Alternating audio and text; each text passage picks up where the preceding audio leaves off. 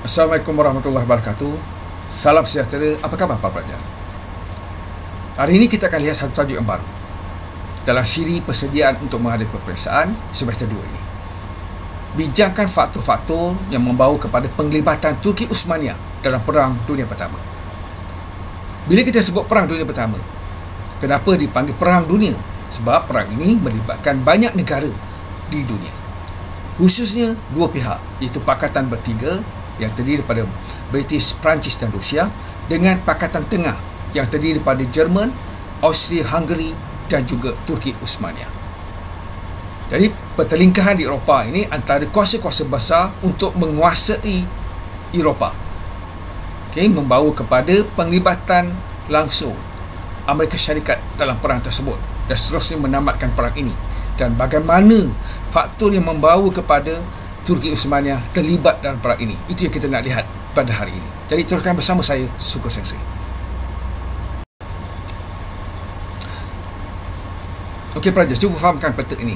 Jadi kalau kita lihat dalam Perang Dunia Pertama, dia melibatkan kuasa tengah yang warna pink ini, merah, tengah ini, iaitu Jerman, Austria-Hungary dan juga Turki Uthmaniyah, menentang satu blok yang lain, iaitu Rusia, Britain dan juga Perancis. Kemudian nanti Itali yang pada awalnya menyertai Jerman telah menganggotai Perancis, British dan juga Rusia. Dan perang ini tamat apabila Amerika masuk dan terlibat dalam Perang Dunia Pertama. Walaupun kita lihat Amerika tidak berada di Eropah, Amerika di benua Amerika, mereka membantu sekutunya di Eropah ini untuk mengalahkan Jerman. Dan perang itu tamat apabila kita lihat bahawa Amerika Syarikat dengan tenteranya yang ramai, dengan kekuatan tentera yang ada, senjata dan sebagainya, telah memberi satu kesan yang besar pada perang ini. Sebab itu perang ini dapat ditamatkan dengan mudah. Ini apabila Amerika menyerang Berlin, iaitu ibu kota Jerman pada waktu itu. Dan banyak tentera Jerman yang mula ditewaskan dalam perang ini disebabkan mereka telah lebih awal terlibat dalam perang ini. Banyak sudah letih, banyak belanja yang telah dicurahkan, banyak tentera yang terlibat, yang terbunuh dan sebagainya. Dan juga pada waktu itu berlaku tekanan dalam negara, di Jerman, di Austria-Hungary sendiri, berlaku tekanan dari segi tuntutan rakyat tempatan, supaya perubahan dibuat, dari segi politik untuk membebaskan Jerman daripada perang itu.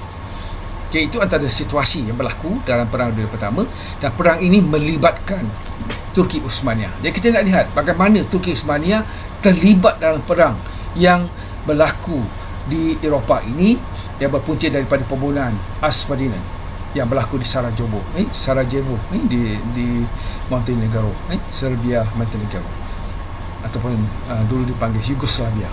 Kita akan terus lagi seperti ini. Para pelajar, ini saya berikan secara keseluruhan Perang Dunia Pertama, apa dikatakan sebagai Perang Dunia Pertama. Kalau kita asingkan, kita tidak kaitkan dengan pelibatan Turki, ini perang yang melibatkan kuasa-kuasa besar di Eropah, iaitu antara dua pihak, itu Jerman, Itali pada peringkat awal, dan Austria-Hungary di bawah Pakatan Kuasa Tengah, dengan satu lagi pihak itu British, Perancis dan Rusia yang dipanggil Pakatan Bertiga. Dalam masa peperangan nanti kita lihat Itali akan keluar daripada pakatan dengan Jerman dan Austria dan menganggotai Britain, Perancis dan Rusia. Itu juga nanti penglibatan Amerika dalam perang ini dan seterusnya menamatkan Perang Dunia Pertama. Perang ini ada sebabnya. Mengapa berlaku? Sebab politik, sebab ekonomi, sebab segera. Sebab politik disebabkan oleh kemunculan nasionalisme di negara-negara yang terlibat dalam perang ini. Tujuan mereka adalah untuk mewujudkan satu negara yang kuat, yang megah, yang gagah di Eropah. Jerman ingin menjadi satu kuasa besar di Eropah, setanding dengan British ataupun mengalahkan British, dan mereka juga mahukan tanah jajahan, memerlukan bahan mentah untuk industri dan sebagainya. Yang kedua disebabkan oleh pakatan antara negara Eropah ini, yang mereka mahu menguasai Eropah. Itu Pakatan Kuasa Tengah dan juga Pakatan Kuasa Bertiga. Selain daripada itu, terdapat juga faktor ekonomi, sebab mereka nak bersaing untuk menguasai kekayaan Eropah. Dan satu lagi sebab segera, itu dijadikan alasan untuk membawa kepada meletusnya perang ini dengan pembunuhan Ferdinand, iaitu bakal Raja Austria-Hungary, yang membawa kepada berlakunya perang ini. Ini apabila Jerman menyokong Austria-Hungary dan Serbia dan sebagainya disokong oleh Perancis dan juga Rusia dan juga British. Itu membawa kepada sebab serta-merta berlakunya perang. Dan perang ini sudah pasti akan memberikan kesan, kesan politik, kesan ekonomi dan sosial. Jadi kita nak tahu bagaimana perang yang berlaku di Eropah ini antara kuasa-kuasa besar di Eropah untuk menguasai Eropah, membawa kepada penglibatan Turki dalam perang ini. Dan Turki telah terlibat secara langsung apabila menyokong Pakatan Kuasa Tengah dan menganggoti pakatan ini disebabkan hubungan baik antara Turki dengan Jerman. Jadi kita teruskan nanti, kita nak melihat bagaimana Turki terlibat dalam Perang Dunia Pertama.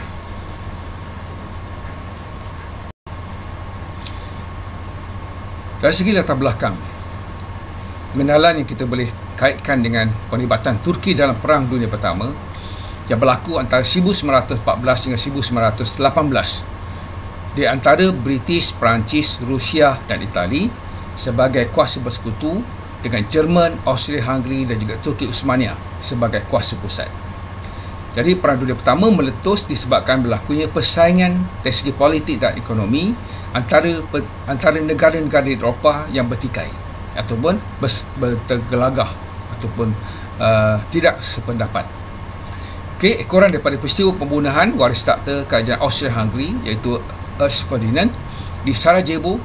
Jadi Perang Dunia Pertama melibatkan kuasa-kuasa besar Eropah meletus dengan serta-merta. Jadi alasan itu digunakan untuk menuntut mereka yang bertanggungjawab dalam pembunuhan Ferdinand di Sarajevo. Pada permulaannya negara Jerman memenangi perang itu, tapi negara Perancis, Britain dan Rusia terus bertempur. Jerman, Austria-Hungary dan sekutunya digelar kuasa pusat, manakala negara yang menentang mereka digelar tentera bersekutu. Sewaktu peperangan berlanjutan, negara-negara lain turut campur tangan, di mana hampir kesemuanya memihak dengan tentera bersekutu. Pada tahun 1915, Itali yang sebelum ini menyertai Jerman telah menyertai tentera bersekutu kerana ingin menguasai tanah ataupun wilayah Austria. Dan pada tahun 1917, Amerika Syarikat pula terlibat dalam peperangan ini dengan memihak tentera bersekutu. Ini yang seterusnya membawa kepada tamatnya Perang Dunia Pertama. Menjelang tahun 1918, tentera Jerman telah mengalami kekalahan akibat keletihan perang yang berlanjutan. Mereka menghadapi masalah bekalan makanan yang tidak mencukupi dan sebagainya, menyebabkan berlakunya pergolakan sosial di dalam negara mereka sendiri. Di Jerman, di Austria-Hungary berlaku pergolakan.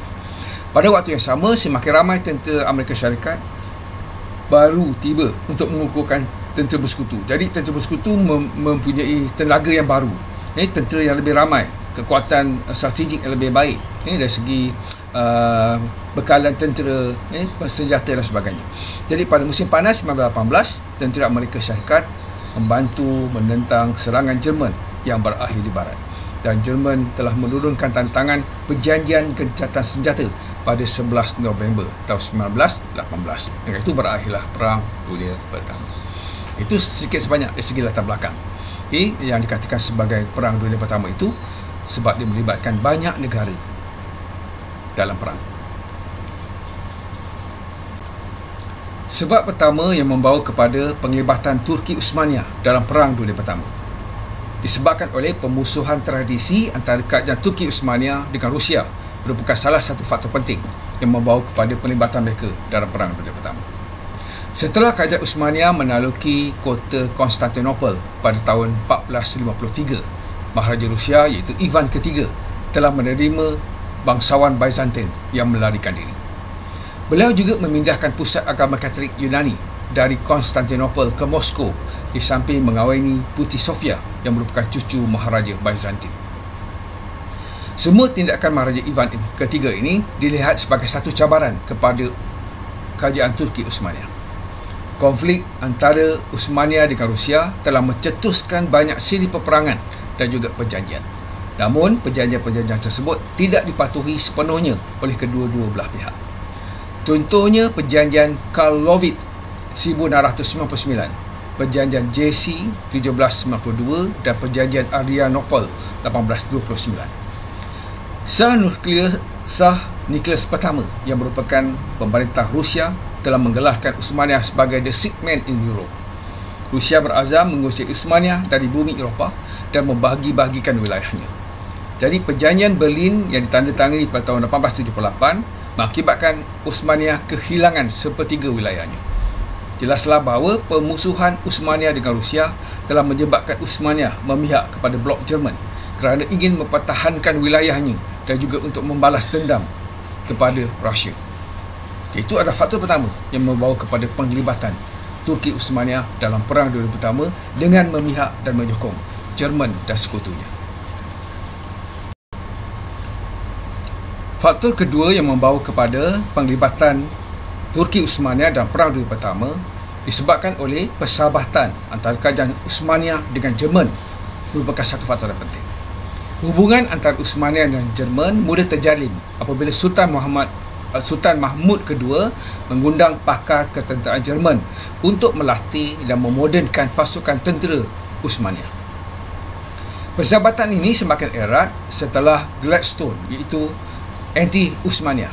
Ini menggantikan Disraeli ini sebagai yang pro Uthmaniyah sebagai Perdana Menteri British. Maharaja Jerman itu Kaisar William II telah beberapa kali mengunjungi Istanbul dan pernah mengatakan bahawa dirinya adalah sahabat kepada 300 juta umat Islam sedunia. Jadi peristiwa pembantaian tentera Hamidi, iaitu tentera Uthmaniyah terhadap penduduk Armenia yang ingin menuntut kemerdekaan dari Uthmaniyah, telah memperlihatkan sokongan penuh Jerman ke atas Uthmaniyah. Jadi hubungan yang baik antara Jerman dengan Uthmaniyah ini merupakan satu faktor penting yang membawa kepada penglibatan Turki Uthmaniyah dalam Perang Dunia Pertama. Hal ini kerana peristiwa disebabkan oleh sokongan Jerman terhadap Uthmaniyah yang jelas, tidak berbelah bagi dan sebagainya. Ini menyebabkan namun begitu tindakan ketenteraan ini tidak dapat dijalankan ekoran daripada bantuan dan sokongan Jerman ke atas Uthmaniyah. Maksudnya tindakan kuasa-kuasa barat yang lain untuk menyokong Armenia menentang Uthmaniyah tidak berdaya sebab Uthmaniyah disokong oleh Jerman. Itu yang menyebabkan mereka tidak cuba untuk membantu Armenia dan menghalang usaha Uthmaniyah untuk mengukuhkan kedudukannya di Armenia. Tegasnya, persahabatan erat antara Uthmaniyah dengan Jerman merupakan sebab yang menjadi sebab mengapa Turki Uthmaniyah melibatkan diri dalam Perang Dunia Pertama.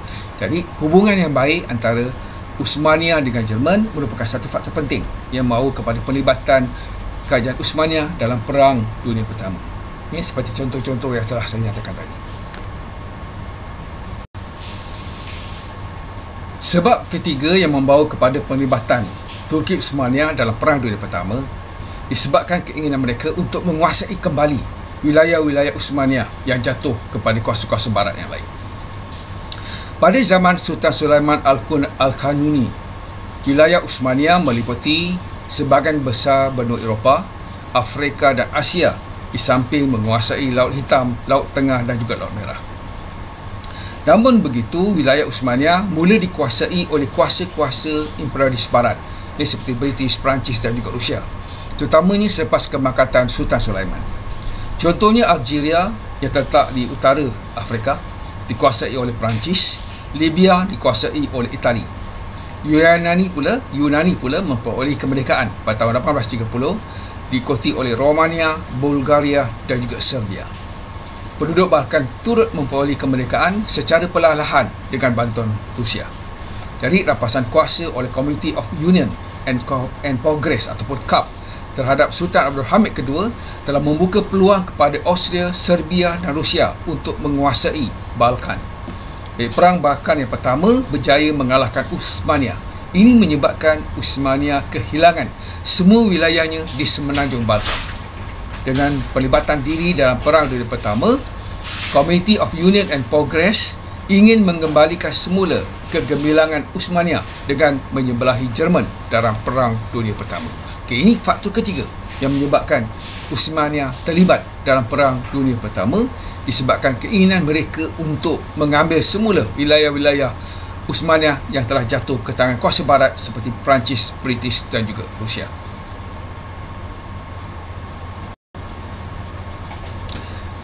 Faktor keempat yang membawa kepada penglibatan Turki Uthmaniyah dalam Perang Dunia Pertama. Kemunculan Uthmani Muda dan Turki Muda ataupun Young Turk mempengaruhi penglibatan Turki Uthmaniyah dalam Perang Dunia Pertama. Young Turk ataupun Turki Muda merupakan satu gerakan reformasi politik pada awal abad ke-20 yang ingin menggantikan sistem monarki berkuasa mutlak di dalam Kesultanan Uthmaniyah dengan satu sistem yang dipanggil sistem raja berperlembagaan. Golongan Uthmani Muda dan Turki Muda mengkritik dasar dan politik kerajaan yang dilihat mengabaikan hak rakyat dan bertentangan dengan ajaran Islam. Organisasi gerakan Turki Muda diasaskan oleh Kazim Nani Duru dengan menubuhkan Committee of Union and Progress ataupun CUP. Committee of Union and Progress ini telah mengadakan rampasan kuasa terhadap Sultan Abdul Hamid II kerana dikatakan menjadi penyebab kepada ketidakupayaan kerajaan untuk menghapuskan penentangan sama ada dari dalam ataupun luar negara. Committee of Union and Progress akhirnya menguasai pemerintahan Uthmaniyah secara mutlak.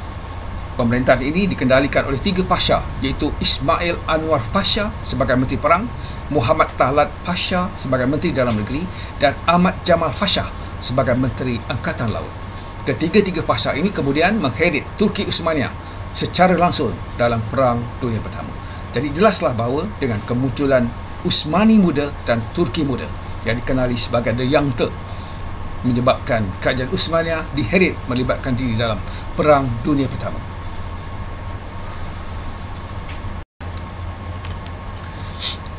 Faktor kelima yang membawa kepada penglibatan Turki Uthmaniyah dalam Perang Dunia Pertama disebabkan oleh perkembangan gagasan Pan-Turkismi yang turut menjadi faktor kepada penglibatan tersebut.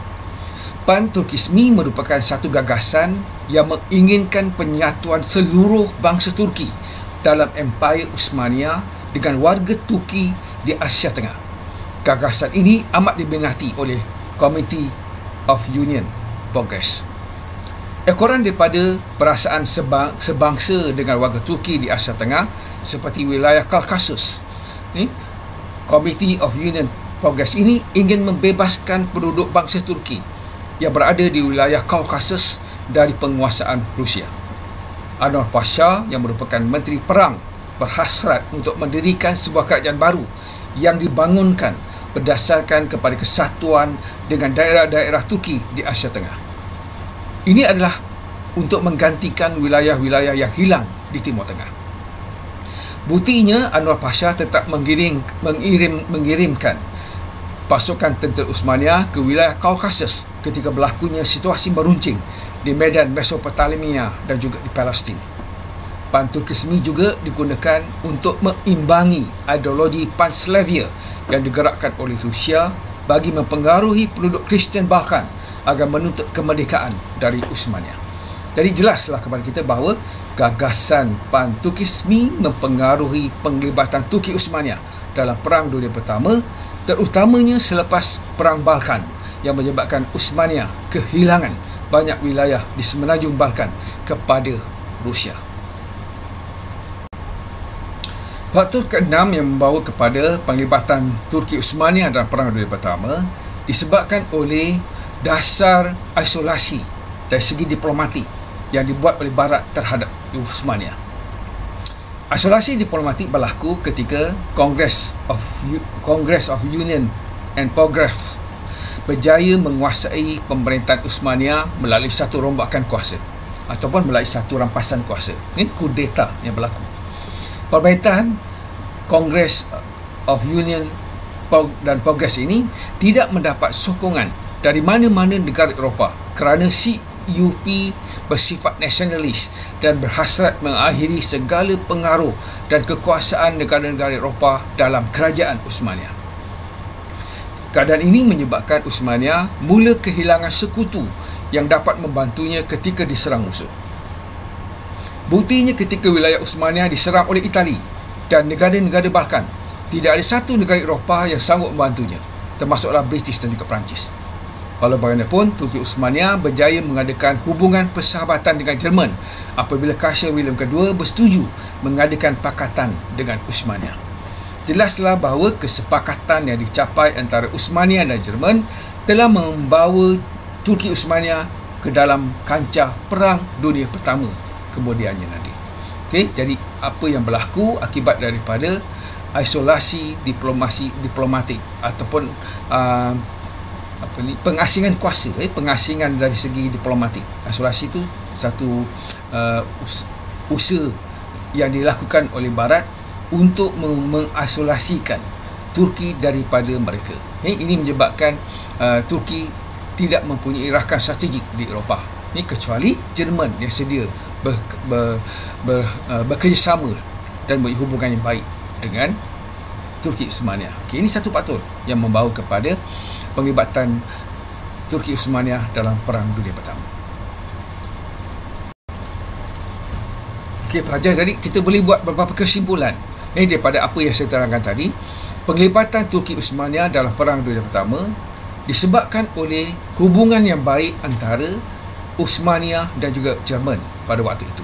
Sebab Jerman adalah satu-satunya kuasa strategik yang membantu dari segi hubungan diplomatik, dari segi ketenteraan dan juga hubungan dua hala yang melibatkan kedua-dua negara. Ini adalah satu faktor penting yang membawa Turki dalam kancah Perang Dunia Pertama. Dan apa yang berlaku kalau kita lihat selepas berakhirnya Perang Dunia Pertama pada tahun 1918, Turki berada di pihak yang kalah dalam Perang Dunia Pertama apabila tewasnya Jerman kepada kuasa bertiga. Ini termasuklah Amerika dan sekutunya yang lain. Jadi apabila Jerman tewas, maka Turki juga mendapat akibatnya. Di mana selepas ini kalau kita lihat banyak wilayah-wilayah Turki Uthmaniyah telah merdeka. Ini selepas perjanjian Versailles ditandatangani, dan ada beberapa perjanjian yang ditandatangani khusus antara kuasa-kuasa besar dengan kerajaan Turki Uthmaniyah. Ini menjadi kepada punca yang membawa kepada perpecahan dan kejatuhan kerajaan Turki Uthmaniyah. Jadi kekalahan ini telah mempercepatkan proses pembentukan negara bangsa Turki selepas tamatnya Perang Dunia Pertama. Jadi kita jumpa lagi dalam siri yang akan datang. Kita teruskan ulang kaji. Jumpa lagi.